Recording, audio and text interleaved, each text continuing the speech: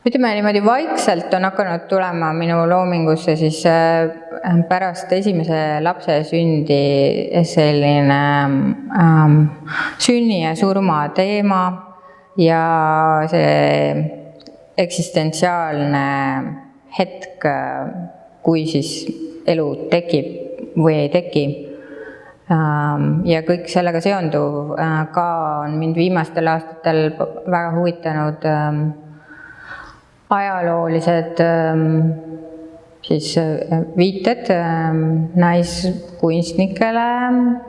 naiskunstnikud, kes on ka olnud emad,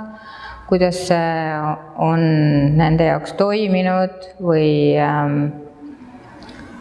ka ajalooliselt muidugi, mida kaugemale me vaatame, seda rohkem on surm selle teemaga seotud olnud, et kas on siis kaotatud juba oma ema nende sünni ajal või on kaotatud lapsi või on kaotatud omaenda elu, et see ajalooliselt jah, nagu tihti ilma selle surma kohaloluta seda sündi ei eksisteerigi võib-olla. Et siin siis kõik maalid, mis siin on esmakordselt Eestis väljas, aga paljud on ka siis üldse esmakordsel esitlusel, et on üks autoportree täht, mida ma alustasin siis juba päris mitu aastat tagasi, aga lõpetasin eelmine suvi, et alguses ma tundsin, et see on isegi liiga isiklik maal, mida näidata, et see on siis esimene maal, kus ma kujutan enda last, esimest last ja ma tundsin ennast alguses ka natuke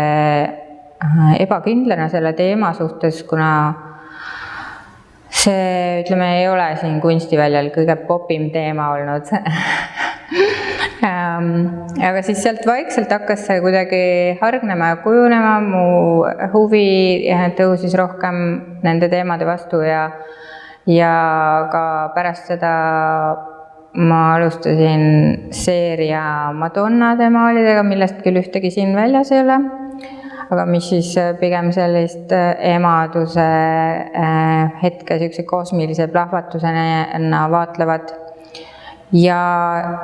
siin on siis palju erinevaid nüansse, ütleme, et siin on vaateid siis viiteid ajaloolistele figuuridele, nagu näiteks Paula Modersohn-Becker, keda peetakse esimeseks Euroopa naismaalikunstnikuks, kes maalis endast aktautoportree, või siis Mary Shelley'le, kes ootas last siis, kui ta Frankensteini kirjutas, et mis muutis minu jaoks selle loo päris kapitaalselt, et must koote on siis viide ämblikuliigile, kes siis, kus lapsed siis söövad oma ema ära, et selline nagu suurim võib-olla ohverdus või, et nagu see emadus tihti on. Ja mis siin siis veel on? See ookean, mis minu selja taga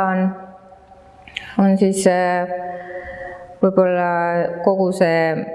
massiivsus või suurus, mida ka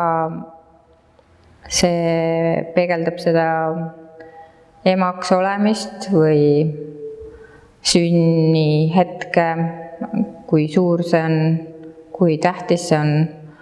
Ja siis taotlus selle ookeani maaliga on ka hoida teda muutumises,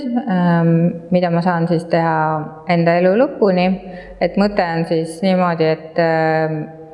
iga näitus, kus ma seda maali hakkan näitama, et siis sama näituse jooksul ma maalin seda maali ka edasi, et see maal siis muutub näituse jooksul alati. Ja siin ma hakkan siis maalima seda igal teisipäeval, kui näitus on suletud, et siis iga nädal peaks ta natuke nagu liikuma jälle kuhugi suunas.